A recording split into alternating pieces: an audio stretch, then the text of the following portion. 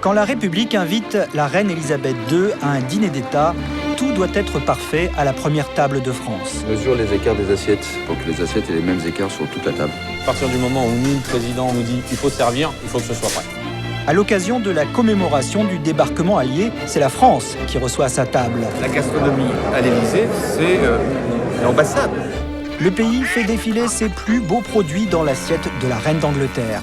Pour nous, c'est pareil. Quand on est heureux, ça marche mieux que quand on n'est pas heureux. Alors là, je suis convaincu. Si elle est stressée, ça va pas donner une bonne viande. Tu sens la vache, là. C'est pas de la pâte. Les fournisseurs du palais se sont pliés en 4 pour satisfaire l'Élysée. Un client exigeant et coriace. Ils sont très vigilants sur la politique de prix. Ah non, ils sont pas faciles. Non. Les produits du terroir à l'honneur, la réputation gastronomique du pays en jeu sur fond de French bashing. S'il y avait le moindre couac, ça ferait tout de suite le tour du monde et donc on ne peut pas se le permettre. L'Élysée nous a ouvert les portes de son garde-manger en exclusivité, plongé dans les marmites de la présidence.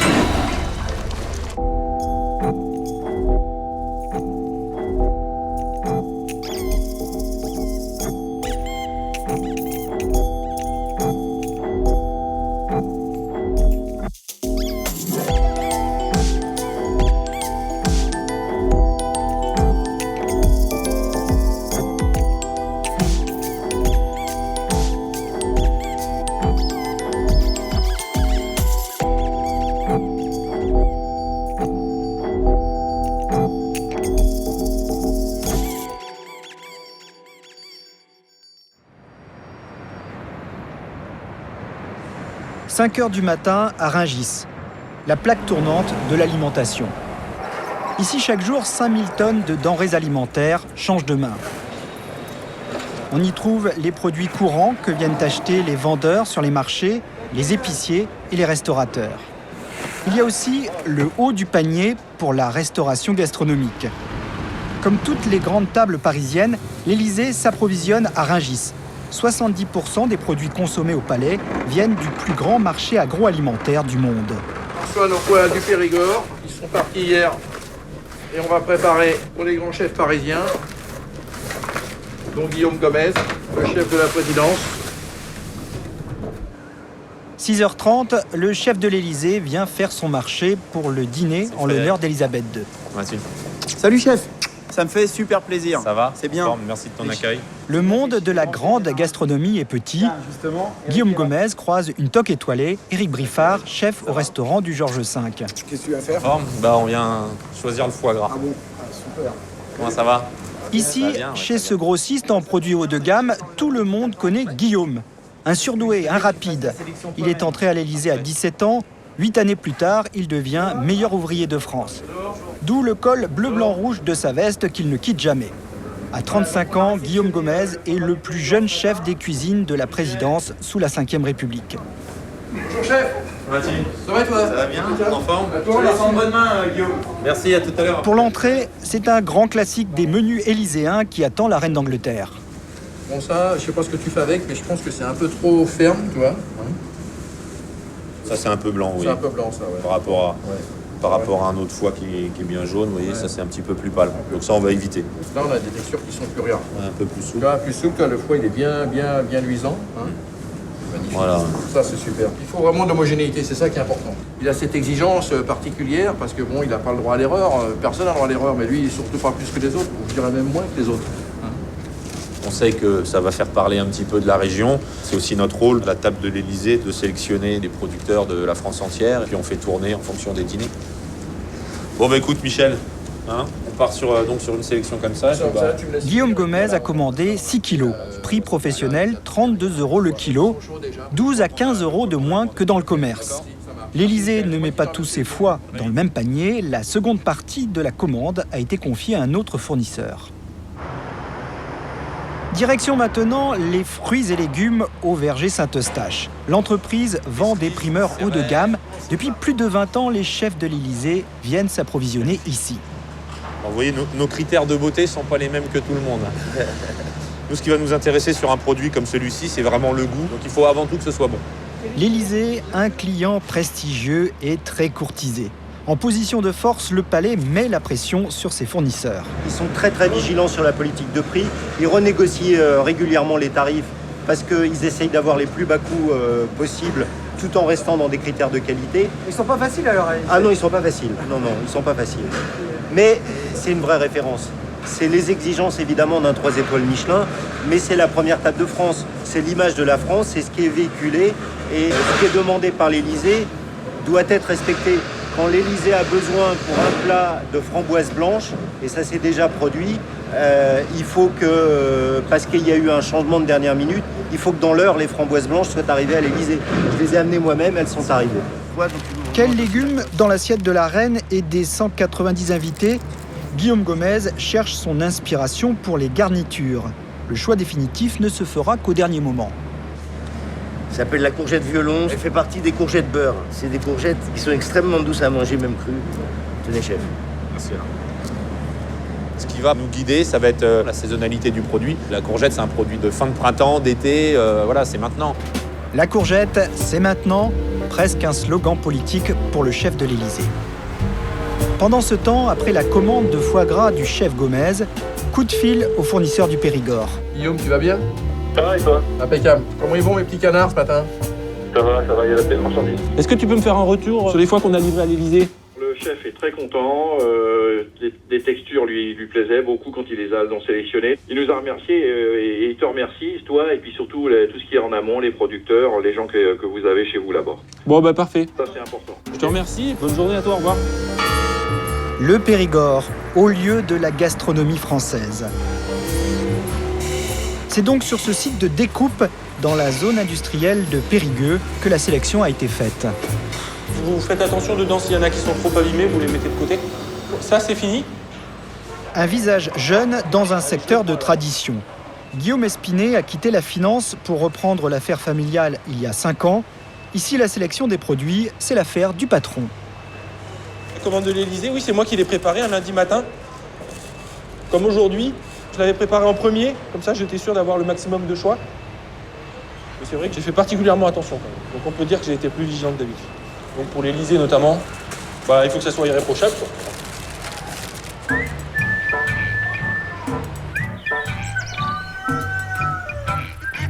Ces canards sont un peu devenus la poule aux œufs d'or du Périgord. Bonjour Patrice, comment vas-tu? Ça va. Et toi? Ça va, merci. Bon, ça se passe bien? Bon, nickel, pas de soucis. Bon, les petits canards, ils vont bien? Ouais, ça va, ouais. Ils se portent bien, ils ont 8 jours. D'accord. Voilà. On peut aller voir les gros en premier, là. Entendu. Allez. Comme beaucoup d'éleveurs du coin, Patrice Toloux a abandonné la fraise pour le canard en 2000, plus rentable. La reine a validé le choix du foie gras pour le menu élyséen. Faut-il y voir un pied de nez à son fils farouchement opposé au gavage? Le prince Charles a fait interdire des tables royales ce produit controversé dans beaucoup de pays. J'avais cru comprendre que les Anglais étaient un petit peu contre le procédé du gavage et donc qui le boycottaient, entre guillemets. Mais je suis très content et très fier qu'il en soit servi à la reine d'Angleterre. Mais en attendant le gavage et l'abattage au bout de 3 mois, le bonheur est dans le pré. Voilà, mais il commence à se mettre un peu à l'ombre. Ils ont combien à peu près en surface? Là, ce parcours, les 2 parcours, il faut à peu près 20 000 m², 2 hectares. 4000 canards sur 2 hectares, pas de production en batterie donc, mais un élevage en plein air, avec gavage au maïs du sud-ouest. C'est dans le cahier des charges pour l'appellation foie gras du Périgord. C'est ici que tu as tous les petits? Oui. Petit coup d'œil maintenant dans la poussinière. Les canetons y sont gardés bien au chaud pendant 3 semaines. De la fourche à la fourchette présidentielle, belle consécration pour le foie gras du Périgord, 4e région de production en France. L'origine du produit est aujourd'hui protégée au niveau européen. La filière a fait le ménage pour défendre un savoir-faire local mis à mal dans le passé. Dans les années 90, on pouvait très bien acheter du foie gras à l'étranger et le marquer foie gras du Périgord, puisqu'il n'y avait rien qui interdisait de le faire. Aujourd'hui, il faut protéger le nom, il a une image, il est reconnu. On n'a pas envie que du foie gras qui provienne d'autres pays ou d'autres zones puisse s'appeler Périgord, parce qu'il y a un savoir-faire ici et on veut pouvoir le maîtriser.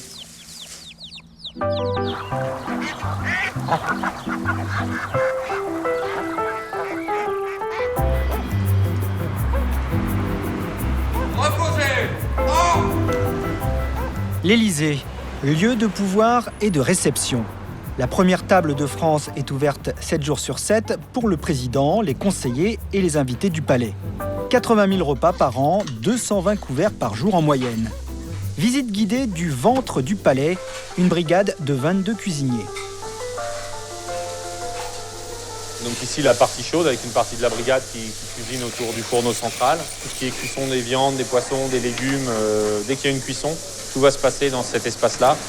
Pavé de saumon et purée ce jour-là, on appelle ça de la cuisine normale. La pâtisserie, le chef pâtissier, qui avec son équipe prépareront tout le décor, plat et le dessert qui sera servi également lors du dîner d'État. On finit par là. Donc ici, une petite partie du garde-manger, donc où sont faites toutes les préparations froides. La découpe des viandes, des poissons et les légumes. Hormis le pain, tout est préparé sur place. Et puis, il y a les casseroles de la République. Une batterie de 450 pièces en cuivre, la grande fierté de la brigade. Vous voyez, on a récupéré les casseroles des anciennes résidences royales. Donc elles ne sont pas toutes estampillées, mais datent toutes à peu près de la même époque. Louis-Philippe, Compiègne, 1845, celle-ci Fontainebleau.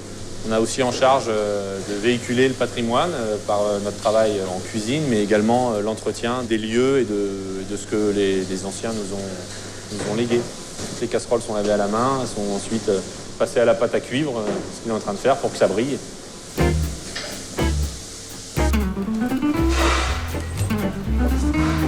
C'est de son bureau que le chef passe directement les commandes à ses fournisseurs. Petits commerçants et grandes enseignes gastronomiques, ils sont environ une trentaine. Un petit boucher de quartier pour la grande cuisine de l'Élysée. Vous voulez un petit plat du jour ou une petite escalope de veau? Qu'est-ce qui vous ferait plaisir? Bonjour madame. Une tranche de faux filet? Ouais. Toujours mince, hein. C'est comme ça que vous l'aimez madame. Pas trop épaisse. Les faux filets et les entrecôtes de Roger Yvon trônent dans les assiettes présidentielles depuis la période Giscard. Et avec ceci ce soir. Ce sera tout. Le boucher de la rue de Varennes est un grand bavard, mais il sait qu'il doit tenir sa langue et parler en langage codé. Au revoir. Quand je suis arrivé ici, on servait le personnel et on servait le patron. C'est-à-dire, quand on dit le patron, le président. Parce que la boutique est ouverte à tout le monde et, ma foi, il faut aussi garder une certaine discrétion.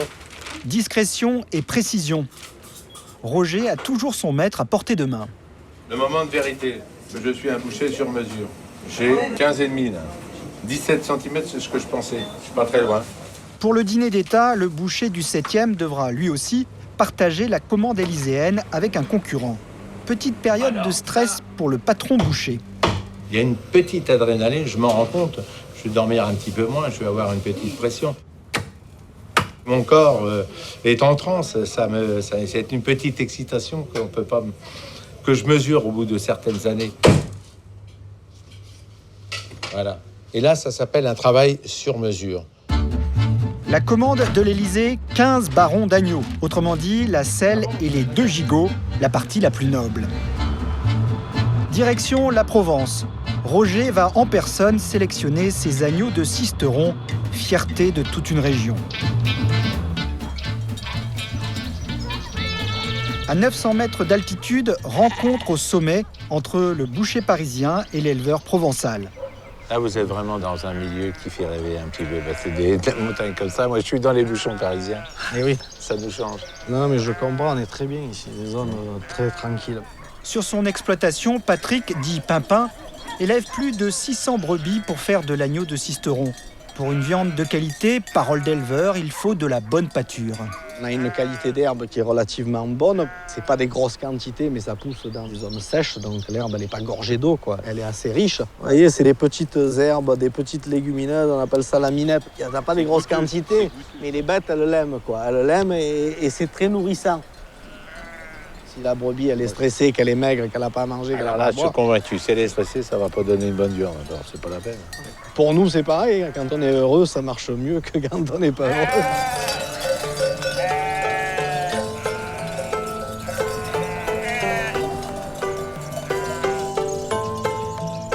Bon, on va aller voir la maternité, alors. Dans la bergerie, une belle surprise attend le boucher de l'Élysée. Alors là, c'est beau, là, ce que vous faites, là. Parce que ça, c'est...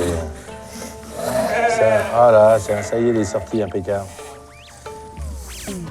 Puis la mère, elle est tranquille, là, dis donc. Oh.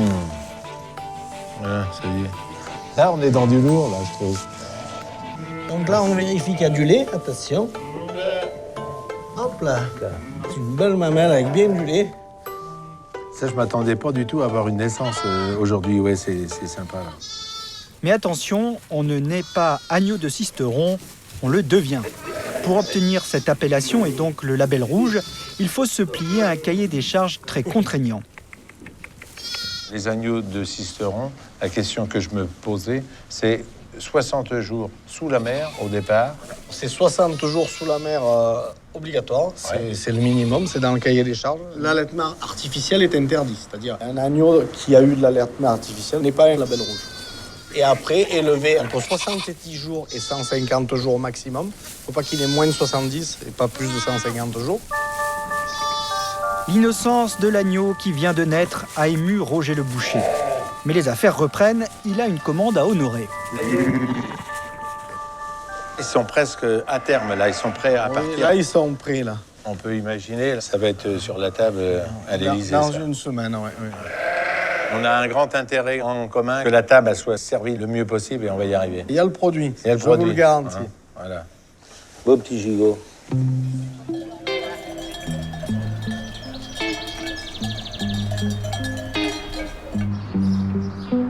C'est seulement à l'abattoir de Sisteron que l'agneau se voit décerner son label rouge.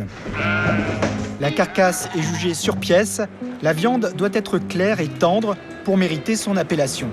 À la clé, un prix à la vente majoré de 15% par rapport à de l'agneau standard. Roger Yvon a passé sa commande avec des instructions très précises. Dans l'arrivage d'aujourd'hui, tu tries 15 femelles propres, 14 kilos maximum, bien conformées, pas trop grasses, de telle façon que Monsieur Yvon sera livré fin de semaine et qu'il pourra faire son travail comme il veut. Donc ce qui est important, c'est que j'ai donné les consignes de ne pas mettre le tampon commercial et les tampons vétérinaires seront bien au niveau des épaules, de telle façon que le visuel de la carcasse ne sera pas encombré d'encre alimentaire.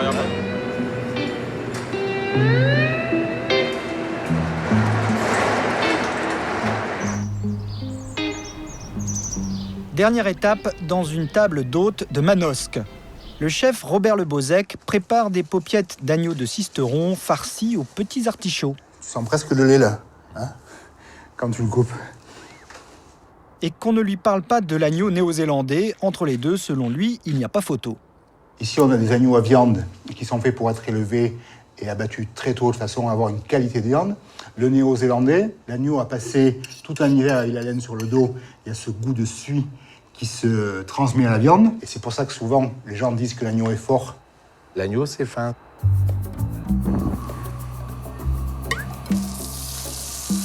Ces paupiettes-là, elles vont cuire très peu de temps, avec juste un petit peu de purée d'artichaut et d'ail cuit à l'intérieur. C'est cuit rapide. Voilà, c'est 3 minutes de cuisson. Un gigot, des côtelettes, il faut que ce soit, dans le pire des cas, rosé. Et là, vous aurez tous les arômes, tous les parfums et toute la finesse de la viande. Dégustation en avant-première, avant Sa Majesté. Verdict. Pas mal, à mon avis, ça devrait bien passer. On en mange un autre.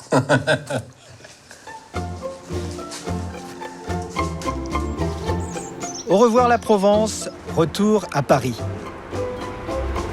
Mais pas n'importe où, dans la cour de l'Élysée. Tel un ministre, le boucher du 7e gravit le perron avec Madame à ses côtés. Aujourd'hui, dans la somptueuse salle des fêtes, la République décore ses citoyens méritants. L'hypermédiatisation des chefs est passée par là. Même les cuisiniers de l'ombre, comme Bernard Vaution, l'ancien chef de l'Élysée, ont désormais droit aux honneurs républicains. Monsieur le Président de la République, vous avez fait vivre la grande tradition de la gastronomie française et vous avez fait bien plus que de servir des repas, vous avez servi la République.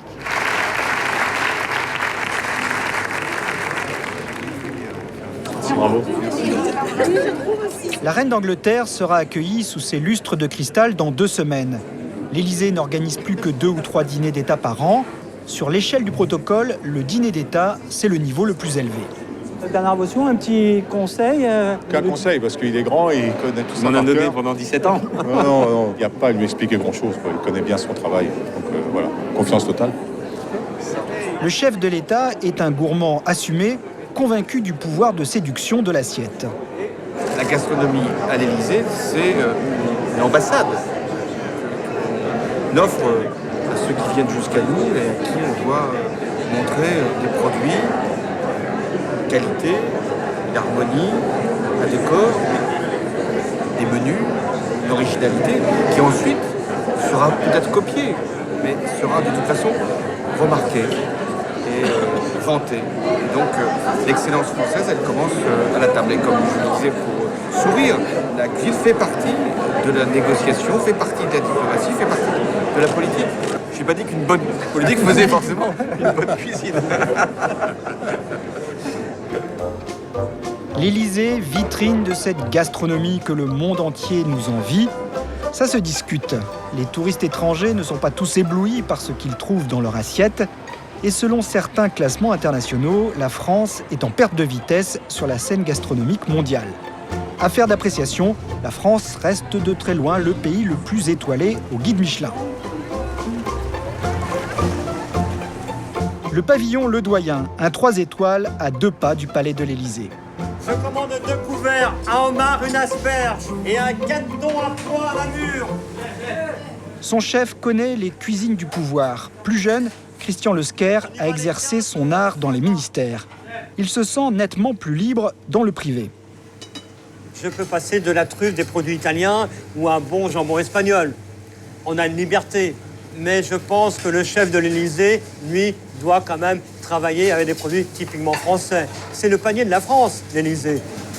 Pas de cuisine moléculaire à l'Élysée, il faut du classique et du consensuel sur la table. À notre niveau, on se permet d'apporter des saveurs beaucoup plus personnelles.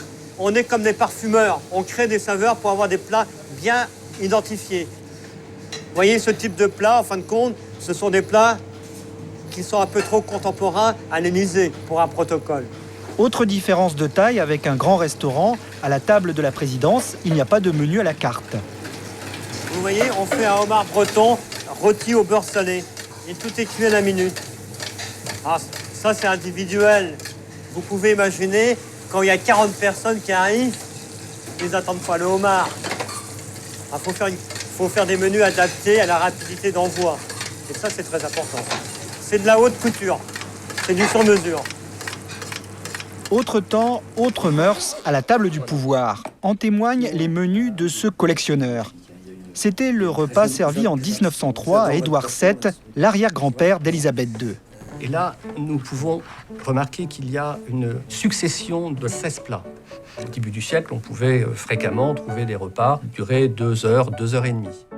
Barquette d'écrevisses, truite saumonée, foie gras frais à la Souvaroff, poulard de truffé, baron d'agneau, canard de Rouen, salade gauloise, glace Viviane. Le dernier repas de la reine, offert donc le 5 avril 2004 par le président Jacques Chirac. Il y a un équilibre différent, mais c'est vrai aussi que les gens ont une vie totalement différente. Ils ont moins de temps qu'avant. La tradition française reste quand même à l'Élysée. On démarre par une crème de brocoli, après par un foie gras d'oie à la gelée de Sauterne, avec sa petite brioche. Je pense que ça correspond à l'art de vivre, la culture, du goût vraiment typiquement français. Ils ont 1h30 pour manger. Oui, même moins. Voilà, et c'est vrai que ces gens font aussi attention, on mange pour une question de santé, même à l'Élysée, je pense. Exactement. Encore que, certains ont repris du poids depuis leur arrivée à la présidence. Aux délices du Palais, dans le 14e arrondissement de Paris. Cette boulangerie affiche fièrement ses titres de gloire. C'est un commerce de quartier comme les autres, avec cette petite différence. En sous-sol, le boulanger prépare la fournée pour le palais présidentiel, à livrer dans 2 heures. Ça, c'est les petits pains de réception de l'Élysée qui vont être mis sur leur petite assiette. J'ai pas droit à erreur. Voilà. Je peux pas m'amuser à faire n'importe quoi et amener à l'Élysée. En tant que lauréat de la meilleure baguette de Paris, Anthony, 24 ans, a gagné le droit de livrer la présidence pour 1 année. La baguette du président, ça part comme des petits pains. On a beaucoup plus de clients. On a même des clients d'étrangers, on a des cars qui s'arrêtent de touristes juste pour venir goûter notre baguette. L'autre fois, il y a même princesse du Qatar qui est venue. Et pour la présidence, le moindre détail compte. L'Élysée réclame qu'on ne mette pas de farine sur leur baguette à cause des costumes. Parce qu'il ne veut pas salir, vu que c'est des costumes noirs, la farine est blanche, ça tacherait leur costume. Ça, c'est notre baguette à nous. Et ça, c'est leur baguette à eux. Là, il y a de la farine, là, il n'y en a pas. Bonjour, messieurs. Ça va bien? Ça va, fiston? Salut. Pas trop débordé? Comme d'hab. Antonio, le papa portugais. Il a lui aussi gagné le concours de la meilleure baguette de Paris en 1998. Il a fourni l'Élysée pendant 4 ans sous Jacques Chirac. Le paternel a depuis ouvert une autre boulangerie, mais il passe à l'occasion, histoire de montrer à son fils qu'il n'a pas perdu la main. Ça, c'est la baguette du papa. Ça, c'est la mienne. C'est celle qui a gagné en 98. C'est ça avec celle-là que j'avais gagné et que j'avais livré l'Élysée. Ça, c'est la sienne, ça, c'est la mienne. Laquelle est la meilleure? Je vais vous dire, la mienne, elle est meilleure, mais il faut aujourd'hui se rendre compte que la mienne, on n'en vend plus autant que la sienne, puisque la sienne vient de gagner le prix. On va dire que c'est la sienne qui est meilleure. À chaque président, son style. Monsieur Chirac voulait sa baguette bien cuite, bien cuite. Monsieur Hollande veut sa baguette pas trop cuite, mais pas blanche non plus. Ni trop cuite, ni trop blanche. Dis-moi quelle baguette tu manges et je te dirai quel président tu es. Ah, on arrive à l'Élysée, hein, avec les baguettes. Je ressens beaucoup de fierté. Hein. C'est pas, ça y est, à 24 ans, c'est pas beaucoup de gens, beaucoup de jeunes de mon âge qui peuvent se permettre de pouvoir livrer l'Élysée. Monsieur Texera, livraison des baguettes pour l'Élysée. Mettez juste ici, s'il vous plaît. Merci. C'est par l'entrée latérale, avenue de Marigny, qu'Antony s'introduit dans le palais. Il est le tout dernier arrivé dans le cercle fermé des fournisseurs de l'Élysée. Ces longs couloirs dans l'aile ouest du palais impressionnent un peu le jeune homme. C'est seulement sa 5e livraison. Au service de l'argenterie, un comité de réception intimidant l'attend.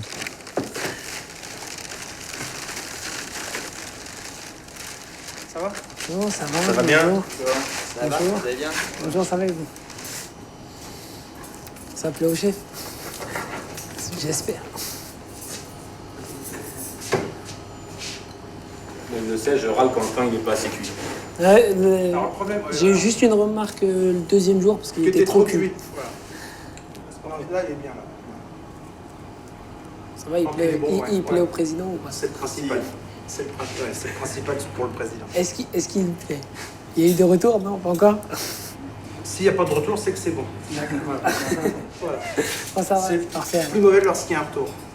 D'accord. Merci. Merci à vous. À bientôt. Bonne journée. À demain. À demain. Au revoir. Au revoir, à la prochaine. À la prochaine. Et merci.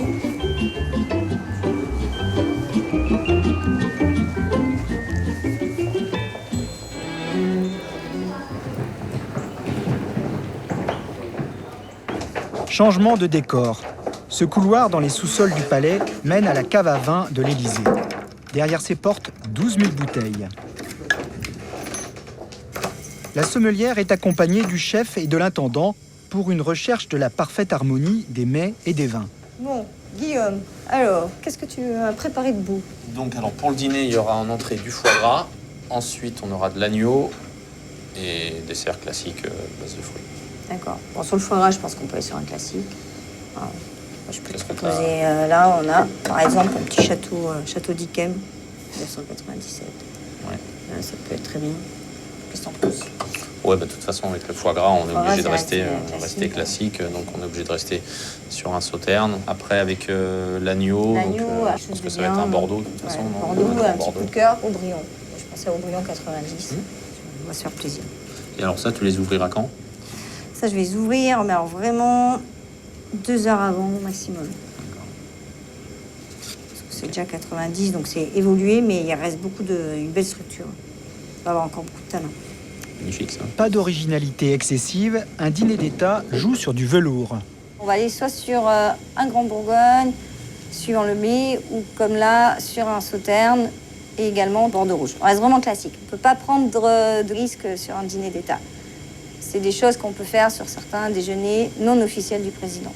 Dès que le président reçoit des parlementaires, des députés, ou tout ce qui est vraiment non officiel, c'est là où on peut un petit peu tenter et faire découvrir des vins de la vallée du Rhône, de Bandol, Sancerre, Alsace, voilà, et mettre en avant ces régions qui font de très belles choses.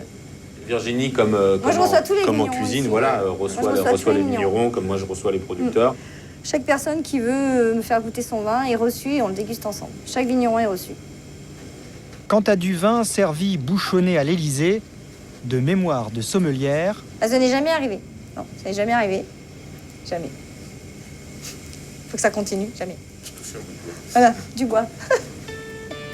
L'an dernier, par souci d'économie, le Palais a vendu aux enchères 1200 de ses grands crus. Certains professionnels du vin ont crié à la démagogie. Pour eux, l'Élysée se doit de mettre en valeur les meilleurs produits de nos vignobles. Mais c'est ainsi, l'heure est aux restrictions budgétaires. Pour le chef, il faut faire aussi bon avec moins d'argent. Les intendants veillent et font jouer la concurrence entre les fournisseurs. L'idée, c'est d'avoir plusieurs fournisseurs par type de denrées, de façon à ne pas s'enfermer et de pouvoir avoir la palette la plus large possible en termes de choix. En règle générale, on a entre 3 et 5 fournisseurs par type de denrées. Excusez-moi. Hervé Guénaud ? C'est bon. Effectivement, dans le choix du fournisseur, il y aura la notion de prix, mais pas que. Il y aura aussi la notion de réactivité, et ici, c'est important. On veut qu'un fournisseur, par exemple, si on lui dit dans 2 heures, il nous faut un produit, il faut qu'il puisse être en mesure de nous le donner. Il y a aussi des conditions qui sont exigées en matière de développement durable. C'est pas la peine de prendre un fournisseur qui va être à 300 km, parce que l'empreinte carbone pour nous livrer une escalope, ça va être épouvantable. Donc, tous ces critères-là sont pris, sont pondérés les uns par rapport aux autres, et au final, on retient le fournisseur qui est le plus adapté à notre besoin en termes de réactivité, d'exigence, de qualité et de prix. Sur le coût du dîner pour la reine, silence de l'Élysée. Ce serait un manque de tact de communiquer sur les prix, nous dit-on. Selon nos estimations, le coût du menu, sans les vins, se situera dans une fourchette de 40 à 50 € par convive. En route pour la Picardie, dans l'Aisne, à la rencontre d'une victime collatérale des restrictions budgétaires au Palais. Qui pourrait s'en douter, cette modeste boutique de confiture a un temps fourni la présidence. Mais du jour au lendemain, les commandes ont stoppé net. J'ai arrêté de fournir l'Élysée à la fin du mandat de Nicolas Sarkozy. Je pense qu'ils n'ont pas reconduit pour une restriction de budget, tout simplement. Pour un pot de 250 grammes, on est aux alentours de 7,80 €. Je pense que c'est un peu cher pour l'Élysée. Après tout, pourquoi pas, hein. S'il faut réduire le budget, autant réduire sur tout, hein. Donc il n'y a pas de souci, hein. Pour moi, il n'y a aucun problème. Comment devenir fournisseur de l'Élysée sans renommée ni réseau ? Eh bien, il faut un petit coup de pouce du destin.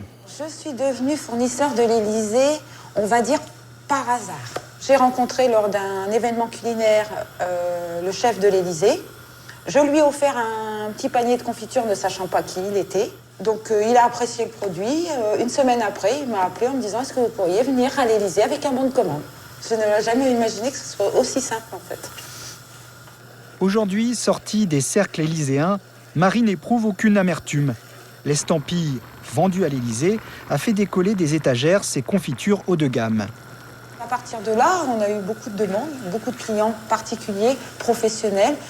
Et ça nous a aussi ouvert les portes de l'export.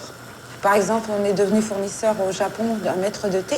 On a livré aussi d'autres établissements aussi en France, hein, des relais châteaux, des choses comme ça. Donc c'était vraiment la reconnaissance d'un savoir-faire. Ça nous a apporté d'être fournisseur de l'Élysée à peu près 40% de chiffre d'affaires supplémentaire. Marie avait lancé seule sa petite affaire.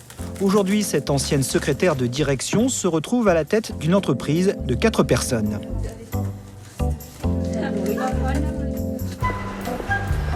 Dix jours avant l'arrivée de la reine d'Angleterre, opération sélection des fromages. L'intendant adjoint et le chef ont rendez-vous avec la fromagère Nicole Barthélémy dans le 7e arrondissement.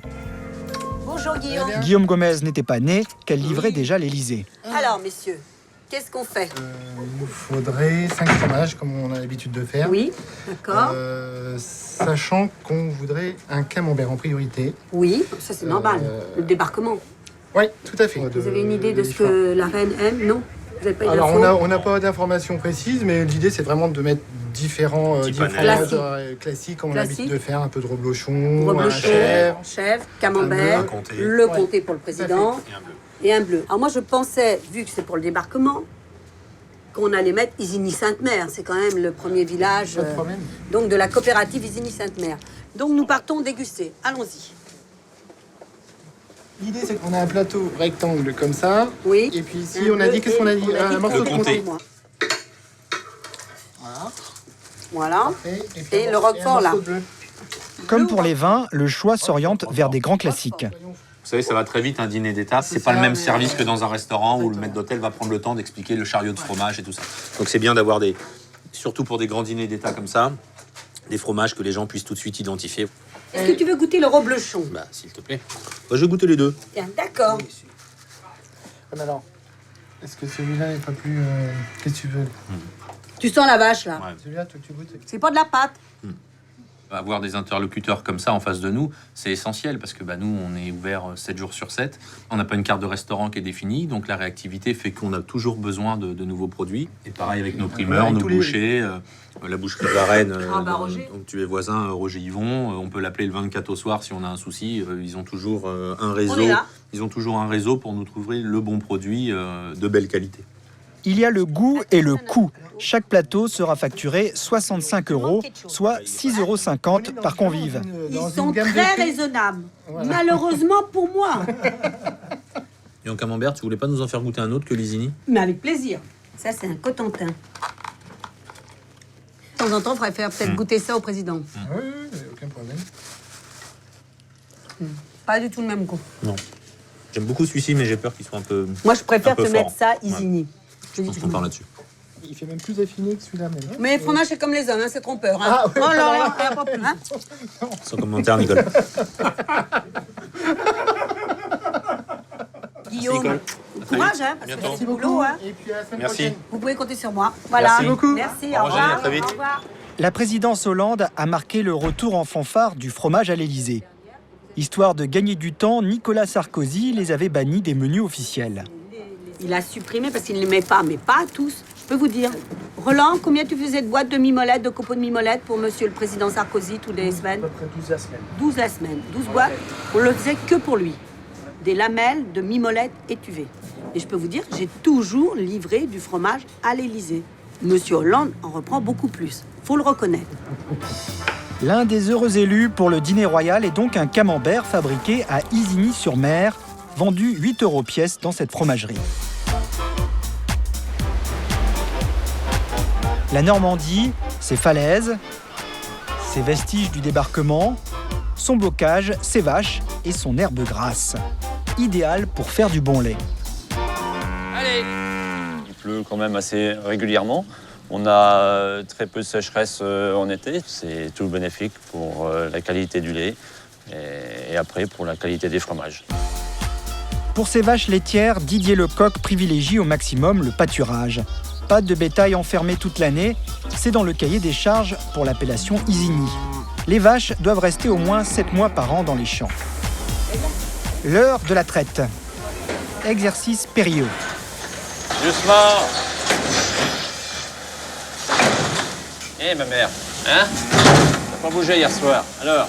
Aujourd'hui, Mémère s'est levée du mauvais sabot, mais une fois calmée, elle donnera ses 24 litres de lait quotidien, comme toute bonne vache de race normande. Ce qu'on recherche, nous, c'est pas vraiment la quantité de lait avec cette race-là. C'est surtout la qualité. La qualité, c'est-à-dire un lait plus riche en protéines et en matières grasses, excellent notamment pour le camembert. Le lait, c'est l'or blanc de la région. Du Pis de la Vache à la laiterie, le lait est collecté ici à Isigny-Sainte-Mère, une coopérative dont les propriétaires sont les 660 éleveurs des environs. Ambiance de laboratoire dans les locaux de la coopérative. Tous les matins, on goûte les fromages et on les note avant de les commercialiser. Alexis Desmar est le directeur qualité de la coopérative. Il est le nez et le palais de la laiterie. Donc maintenant, on va déguster donc, le camembert Nicole et Odile. C'est le camembert qui sera sur le plateau de fromage de l'Élysée pour la réception avec la reine d'Angleterre. L'aspect extérieur, très beau, affiné à cœur. Beaucoup d'arômes. Donc en goût, moi je lui mets 4,5 même sur 5. 4,5 sur 5, c'est la mention très bien avec les félicitations du jury. Ce camembert n'est ni pasteurisé, ni au lait cru. À l'Élysée, on évite s'il y a des femmes enceintes. Ce fromage est au lait microfiltré. Microfiltré, c'est une technologie qui permet d'éliminer les bactéries par filtration. Donc on élimine à peu près 99% de la flore présente dans le lait cru. Et ensuite, on réensemence ce lait-là avec des bactéries qui sont sélectionnées, dans lesquelles, bien entendu, il n'y a pas de pathogènes. De façon à reproduire la fabrication d'un lait cru, puisque, étant donné qu'on a enlevé toutes les bactéries, il faut les réensemencer avec des bactéries qui nous intéressent, notamment des flores de terroir. Et on obtient quasiment le même produit qu'un produit au lait cru. Vous avez une pâte microfiltrée qui est onctueuse, souple mais pas coulante, alors qu'un pasteurisé, vous arrivez tout de suite sur des textures où la pâte elle devient très très coulante. La Normandie, un village gaulois à une époque de standardisation des goûts. Au lait cru ou microfiltré, nos fameux fromages qui puent sont interdits d'exportation aux États-Unis. Seuls les camemberts pasteurisés passent la douane. La cave à fromage, le camembert choisi pour la table présidentielle a fait un séjour prolongé ici. Il sera à point le jour J. Alors pour avoir un produit affiné comme ça totalement, il faut 4 semaines d'affinage. Les produits de grande surface partent très tôt, très jeunes, pour que le consommateur puisse le garder longtemps dans son frigo. Là, on est plutôt dans le domaine de produits où le consommateur, il va acheter son produit, c'est je le consomme aujourd'hui, tout de suite, maintenant. Donc là, on a le summum du camembert.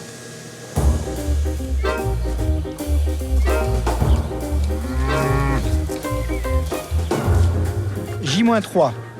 Roger Yvon a réceptionné ses 15 agneaux de Sisteron à livrer aujourd'hui. Attends à moi de couper ça au plus juste. Voilà. Alors.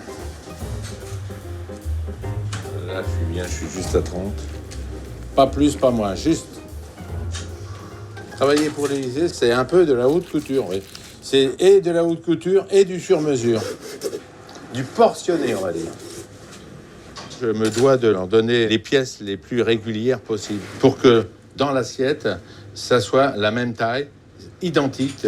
Donc cette partie de l'agneau, là, hop, ouf, on y est arrivé. C'est beau, hein? Vous avez le gigot, la selle et le filet avec quelques côtes premières. Magnifique, qualité exceptionnelle. Quand on voit une chair bien claire comme ça, c'est du bonheur. Ça va être fin à manger. Verdict de la balance, 225 € le baron d'agneau, 30 € le kilo.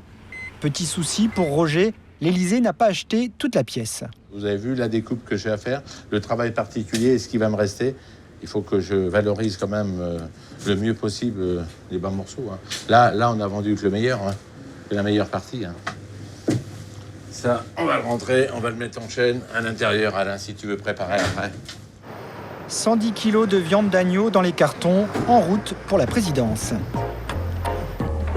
Si on peut démarrer par la table d'honneur, s'il vous plaît. On est parti? Allez. Et voici les dessous de table de la République.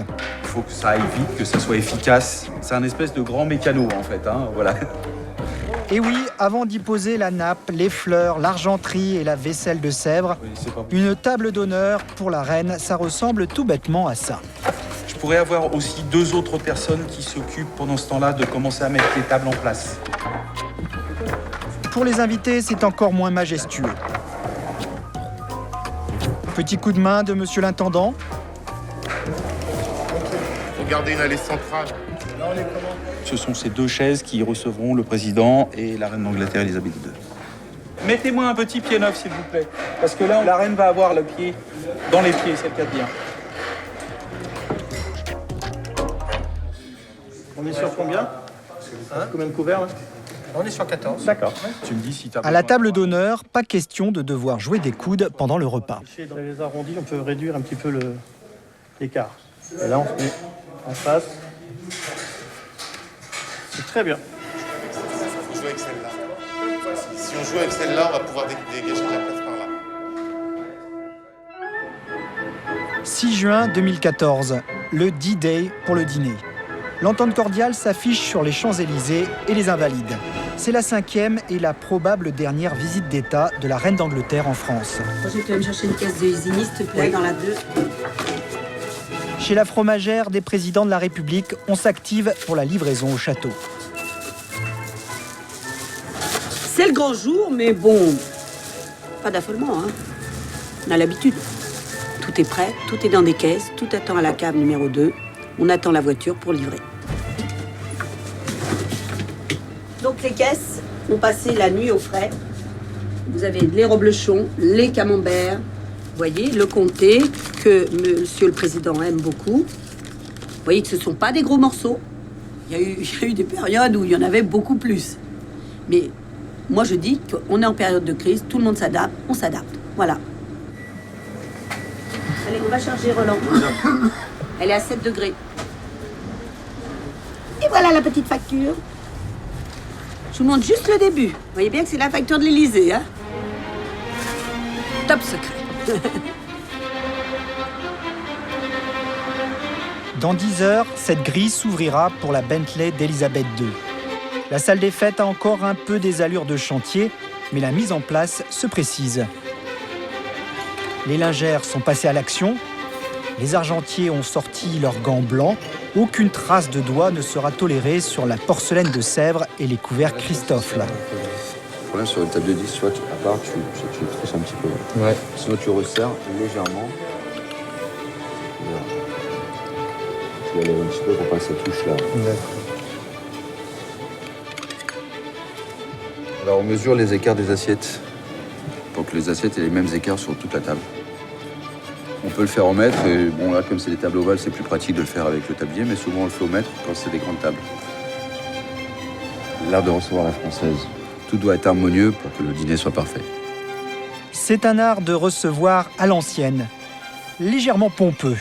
La souveraine ne sera pas dépaysée, il flotte un petit parfum monarchique sous les ors de la République.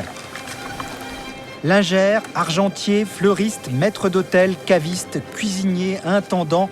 À l'Élysée, 70 personnes bichonnent la table présidentielle. 10 heures avant le dîner, la brigade est en ordre de bataille. Là, c'est la dernière ligne droite, donc toutes les équipes sont concentrées. C'est marrant, hein, parce qu'on reçoit tous les chefs d'État, mais la reine d'Angleterre, ça fait toujours... ça fait quelque chose, quoi. C'est différent, on va dire. On sait que le menu va être repris par la presse, bien sûr, nationale, mais également par la presse internationale. S'il y avait le moindre couac, voilà, ça ferait tout de suite le tour du monde et donc on ne peut pas se le permettre. Et nous, ici, on n'est pas dans un restaurant, vous savez, ça ne peut pas s'arranger avec on vous offre le repas ou on vous offre une coupe de champagne. C'est une brioche à la truffe. Donc on a préparé une brioche classique, hein, au beurre bien sûr, avec à l'intérieur des petites lamelles de truffe et un tout petit peu de fleur de sel. Donc c'est ce qui sera servi ce soir avec en accompagnement du foie gras.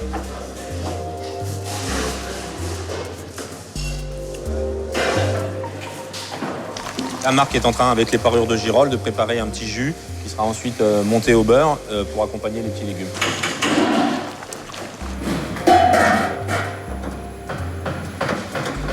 De l'arrivée jusqu'au départ, tout est réglé. Et s'il y a un report sur le timing, ça ne viendra jamais de nous. Il ne faudra jamais que ça vienne du service technique. Ce sera forcément un choix du président ou de l'invité de prendre un peu plus de temps. Mais en tout cas, à partir du moment où le président nous dit « il faut servir », il faut que ce soit prêt. Et on sert. La première table de France n'attend plus que la reine d'Angleterre.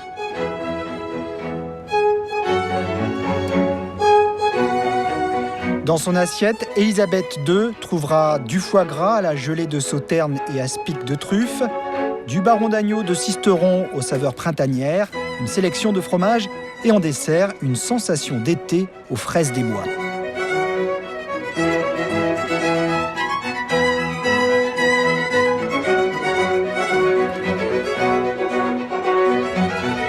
Le maestro des fourneaux repart aux cuisines. Sans notre caméra, pour des raisons de sécurité et de discrétion, l'Élysée ne souhaite pas que l'on filme la fin des opérations.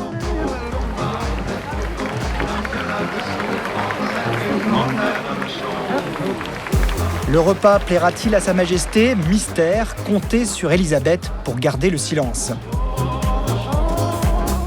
En ce jour de D-Day, la reine aura peut-être apprécié ce parfum de résistance française dans son assiette. Elle aura pu savourer ces produits du terroir qui combattent un goût de plus en plus uniformisé. Madame, je lève mon verre en l'honneur de votre Majesté, en l'honneur du prince Philippe, duc d'Édimbourg, et je lève mon verre à travers vous vers le grand peuple britannique, allié et ami du peuple français. Vive le Royaume-Uni et vive la France.